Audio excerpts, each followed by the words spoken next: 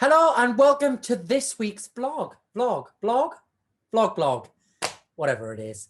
This week is a little bit different. We asked to have some questions that you guys sent in your love and life dilemmas, and I am going to be joined by the legend that is Grandma Hilda, giving you her wonderful words of wisdom. Here we go.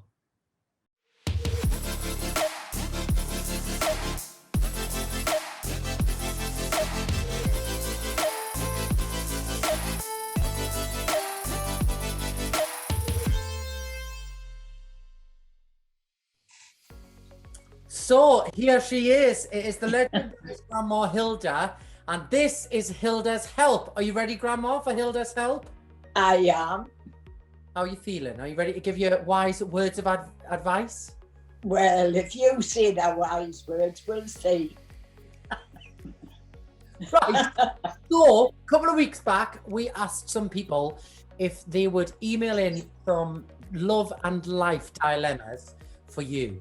And we got quite a lot, so I have had to edit some down, but maybe if people enjoy this, they can comment below the video and like and subscribe, and we can do some more in future, depending how good you are at advice. So it's all down to you, Grandma. So first one, so some people chose to remain anonymous and some people didn't. So if I read a name out or if I didn't, they've either asked to be anonymous or they wanted their name on, and some depending on the emails, might not have names included. So if you get missed out, I do apologize. It's nothing personal, but all of the anonymous ones are anonymous because they specifically have to be. First one is from Jilly, and she says, well, I mean, I will offer my advice as well a little bit, but it's mostly Grandma's advice. But this one says, what do you and or your grandma feel is important when considering a relationship, taking into account modern day attitudes and you being from different generations? What qualities do you look for in a partner, or should you just hope for the best? And what would be a definite no-no? So do you want to go first? What I would want in a relationship? Yes. In this modern day or in my day? Well, just in general, like what you look for in a relationship and what you would tolerate and what you wouldn't, I suppose. The first thing I look for in a relationship is someone having a great sense of humor. Right. That's one of the first things. Right. And what would be a definite no-no for you? What would be an absolute something you wouldn't tolerate? Well, there's no one perfect, so I don't know what it would be. There would be a lot of things I wouldn't tolerate.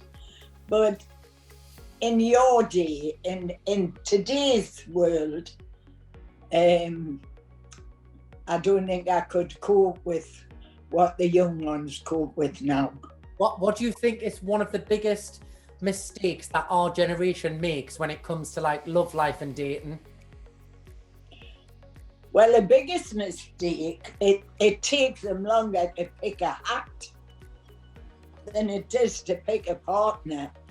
And that is the most important thing in your life. And you have to be very careful. Yes, you do. Yes, you do. You did in my day and you do in your day, too. I mean, I think qualities that I look for in a partner, you just want somebody to be kind.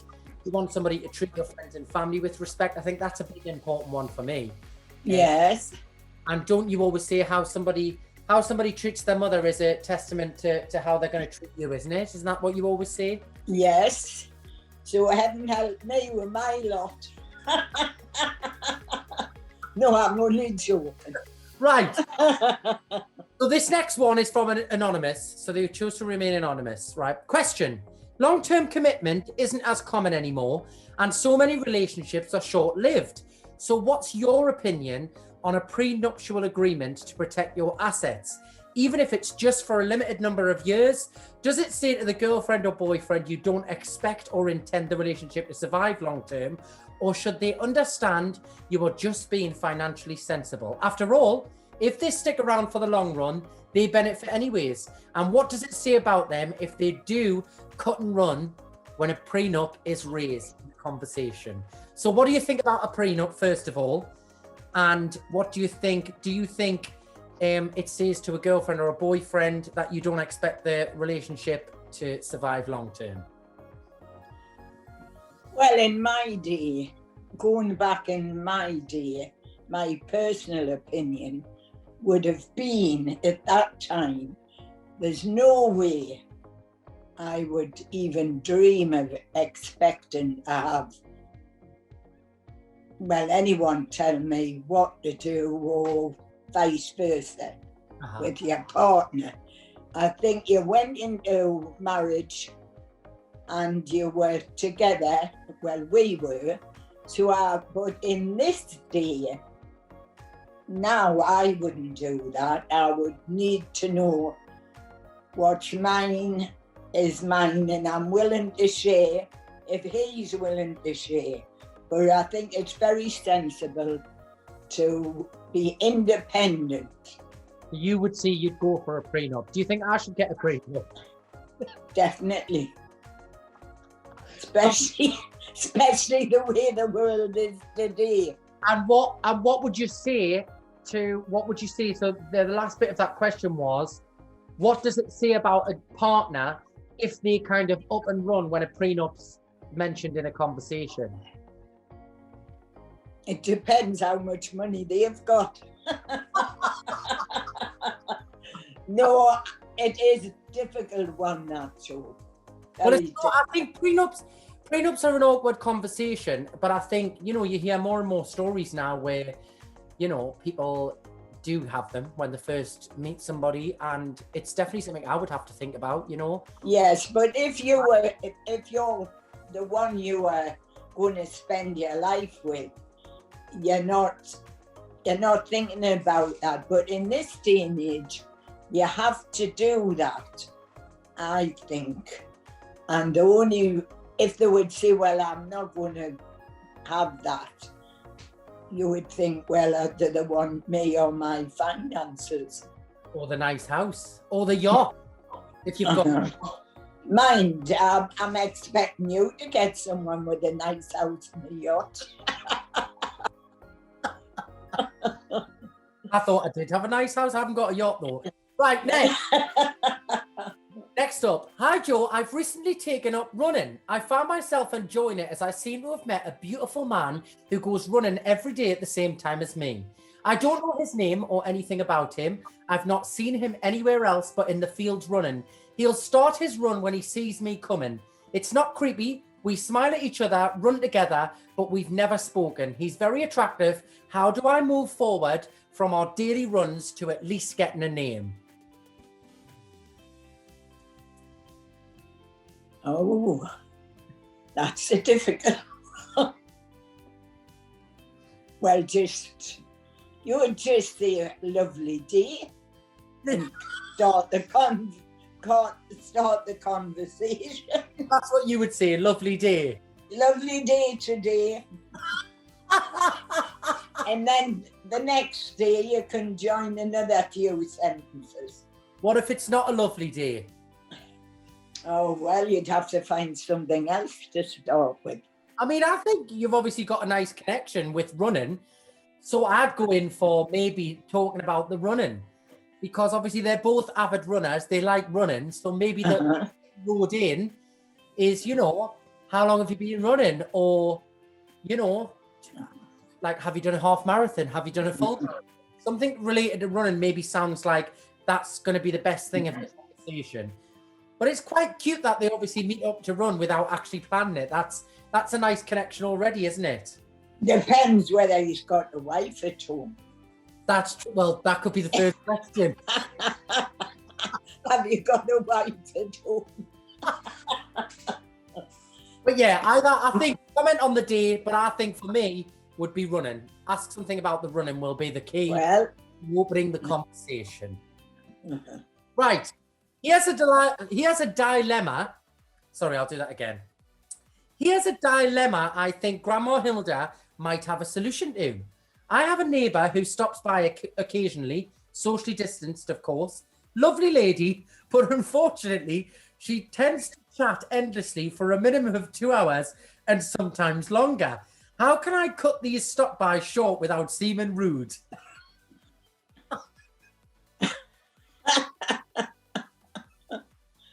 Oh, that's hard.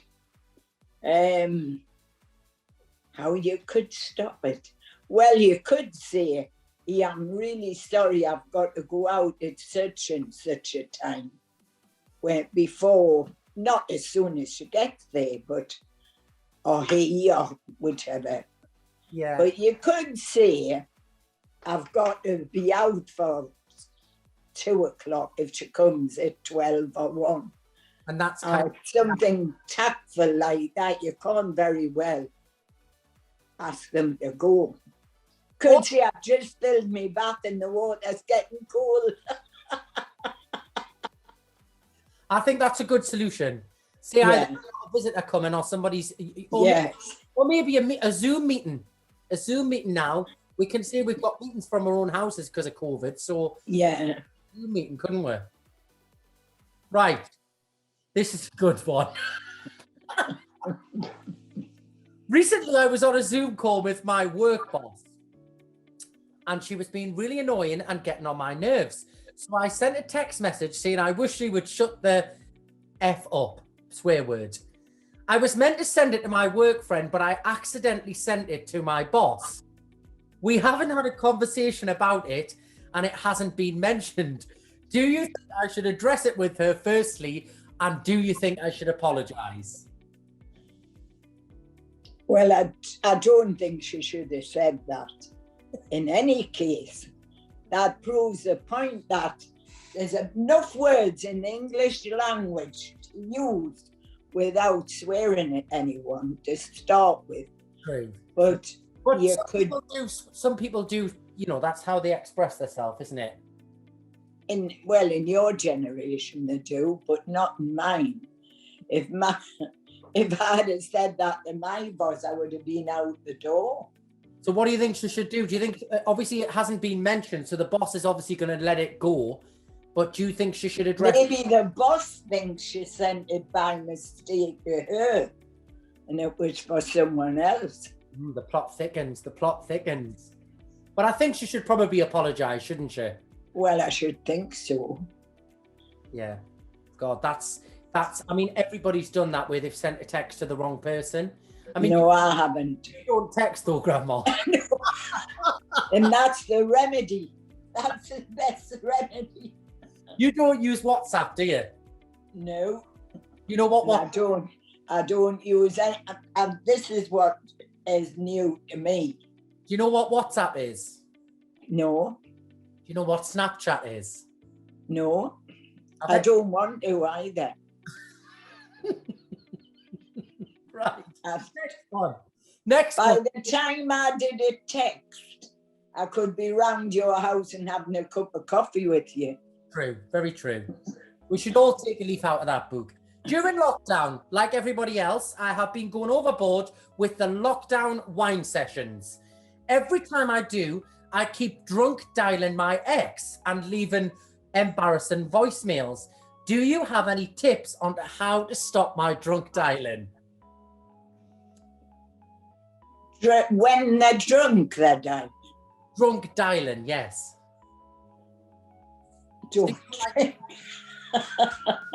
Don't drink. No, so basically, like drunk dialing is like where you would message like an ex or a partner and send an embarrassing text message like "I love you so much" or "I miss you so much," and then you wake up the next morning and you regret it. So basically, she keeps doing it to her ex-partner, and she wants to know, well, is that your tip? Don't drink. Don't drink. Or maybe if there's a cut-off point at the time when you know things start to get a bit crazy with the wine, hide your phone somewhere where you can't remember where it is. Or block his number before you start drinking and then unblock it the next day. That would be a good idea, wouldn't it?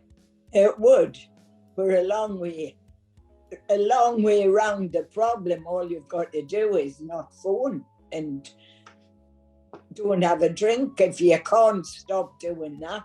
You've obviously still got feelings for him. I know, but... Well, We've all had it. You've got to put your pride in your pocket, Joe. Have you ever drunk dialed? You're joking. I can't dial when I'm sober, never mind when I'm drunk. Right, we've got 2 more.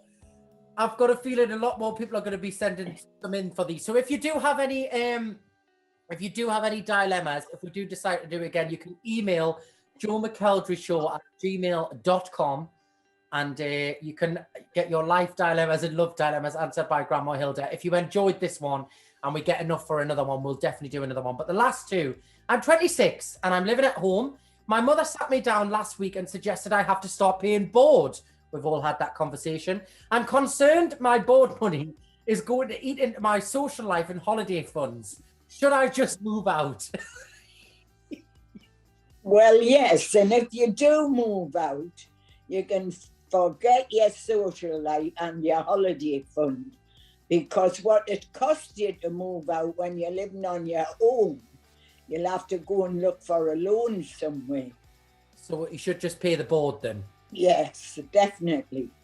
Yeah. Work out how much it would cost you to be on your own and all your overheads, and you'll be running back home. Yeah. And this is a last one, last but not least. How can I love and trust again after being cheated on multiple times? I have 0 confidence left, and I would really appreciate your advice. Well, personally, I haven't had that problem because at my age, I'm not in the running, shall we say. But I can understand that because there's such a lot of men and women out there now who haven't got the staying power. So to me, I can understand, but I couldn't advise anyone. I've never stood in them shoes, but I think I personally would wait till the prince comes along. You've got to kiss a lot of frogs before you get the prince. And that's all you can do. Just be true to yourself. Never mind these who are untrue to you.